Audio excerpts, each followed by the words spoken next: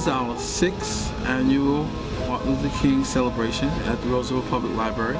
We started out 6 years ago, we were very small, and now we've grown to over 125 people, so I think it's great. Out of that period of 55 to 68, there were so many battles that were won, so many barriers that were knocked over. And after King passed away, not too many barriers have been knocked over. And we're still clinging on to those things that happened in the civil rights movement. And I think that's why the kids are so important, because they have new ideas and new vision. I'm hoping that the Roosevelt Public Library, with the leadership that we have here, keep that legacy going. This event and the event that will be happening on Saturday the 18th is an event that helps people to understand the transition of where we were to where we are now, and hopefully where we could be in the future. Shackles bound and unchained, hope, dreams, and the future are all detained. Yet the caged bird sings for the freedom of life. Yet a dream deferred blocks his voice from reaching out. And who taught you? Why is it a big deal to you? Equality or the holiday? Or the awareness of your history? All right, Mr. Aaron, think of it like this. Let's say, as a person, you did not know your history. How would you feel? I wouldn't know who I am. You wouldn't know who you are. Yeah. That's what's important. So we could have a basic understanding of who we are. So we could have a basic understanding of belonging, the feeling of belonging that everybody loves. If you don't feel like you belong, then, you know, you can't really succeed in life.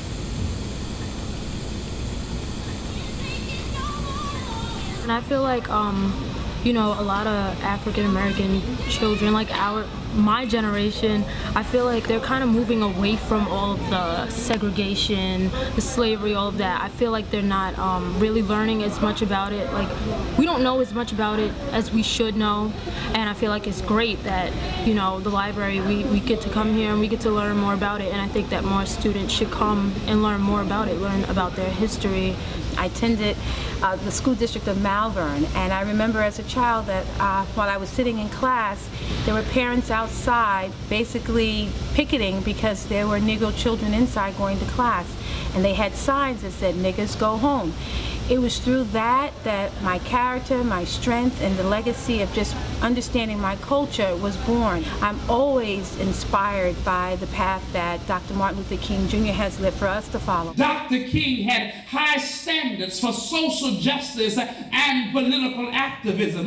Dr. King was not just a great orator, was not just a preacher, but he understood that in order to change a nation, you must first affect change among the people. And in order to do that, you must affect public policy. If you're going to be a freedom fighter, if you're going to fight for liberation and freedom, not only do you got to make your voice heard in the street, but you got to make your voice heard at the table. But I must be honest with you today, that if you don't speak truth today, and if you don't speak against the justice and inequality, you do nothing to celebrate the life of Dr. King. Part of his legacy is that he was always able to embrace and always able to forgive. That's what they say about Nelson Mandela, that Nelson Mandela was able to forgive. And Nelson Mandela was able to forgive. And they say that is what is heroic about Mandela, that is what is heroic about Dr. King, the compassion they had and their ability to love their enemy. That's not what was heroic about either one of those brothers. What was heroic was that they were uncompromising, that they were courageous, that they could not be defeated, that they challenged you to stand up and fight back, that they would not accept racism. Because of our struggle and because of the freedom fight, we need to tell generations yet to come about our story. Because once they have an identity of who they are and what has been sacrificed for them, it makes them not only look at themselves differently, but it makes them look at the greater society different. We have one of the greatest stories of freedom and liberation that has ever been told, and so certainly we want to continue to pass our story down from generation to generation, that our children and our children's children may understand from whence we've come. If we don't know our history, if we don't acknowledge our achievements, and our failures, we are condemned in the future to commit those failures over and over and over again. American history is rich. We have not always done the right thing, but we have always struggled to do the right thing. And part and parcel of our American heritage is that we do fight for what's right, and we continue to fight for what's right. It's one of the reasons that I'm so honored and pleased to be here this evening. Before we run out of town, we need to check our community. Because every night you turn on the news, you see foolery, pastors giving eulogies, all because of love of guns, drugs, and jewelry. We need to change our morals and values back to the way they used to be. I need to change. You need to change. Where there's symmetry between our words and our actions, because right now it seems like our words are support for the mass distraction. And action needs to be changed to inaction. Passive, no more passing by the vagrants knocking on society's door. Our individuality is defeating. Contemporary dreams, schemes servicing one. We've got more than enough resources, yet we continue to hoard what's left of our love. I need to change. You need to change. We need to change. These young people said we need to change. You need to change. I need to change. We need to change. That's what they said. Change is necessary. Sam Cooke said that a change is going to come. You know, we are aware of the importance and the need for change, but change does not break out like the measles. Change just doesn't happen. You don't catch change. You've got to do the work to make change happen. We need to change, but we also need to be committed to do the work to make the change, and we need to be clear what kind of changes we want. We need to be clear what kind of a society we want as we move forward. As I lay me down, heaven hear me now. I'm lost without a cause, after giving it my all. Winter storms have come and darkened my sun. After all that I've been through, who on earth can I turn to? I look to you. I look to you. After all my strength is gone,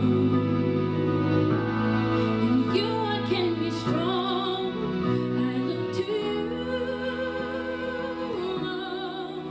I look to you. We're involved in a war. We're involved in a war for the hearts and minds of our people. When you're in a war, you need weapons. If you're in a war, you need bombs. You need bullets, right? You need tanks. You need surface-to-air missiles. That's the kind of poetry you have to write. You got to write bullet poems. You got to write tank poems.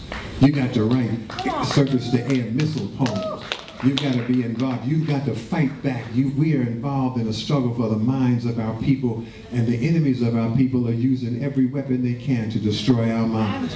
If you're going to write back, you've got to come with what we need. The thing with ideas is that they can't be killed. They can only be shattered into tiny pieces and scattered all over the world. A famous man once said, "I have a dream today, and although kings lose their crowns, their dreams don't lose their sovereignty." God spoke to me. She said, "See." So I saw that for all the world's suffering, there are moments scattered in between that last so much longer.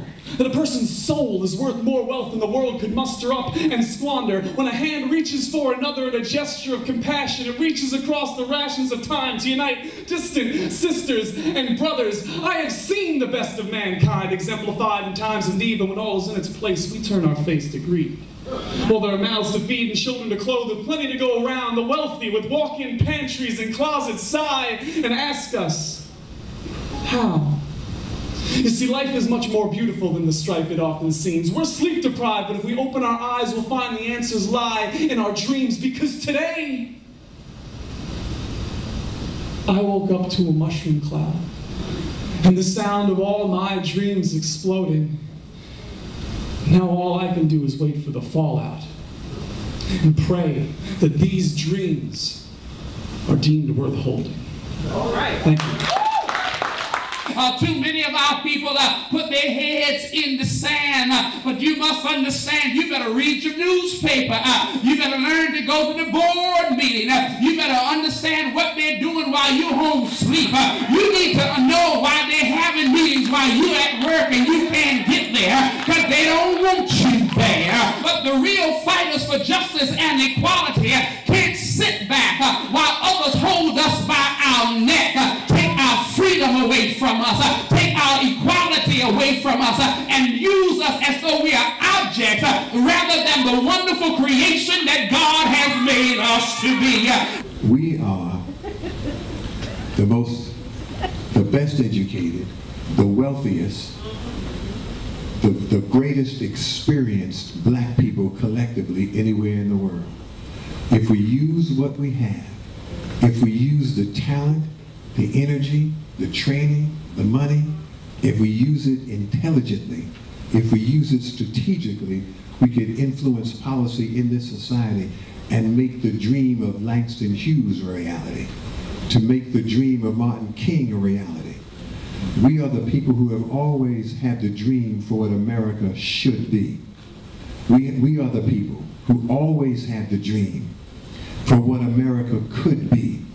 And America does not move forward and make progress unless you move it forward. You have always been the moral conscience of this country. If you sit down, America goes into decline. You have to stand up, push back, fight back, because the future of this country is in your hands.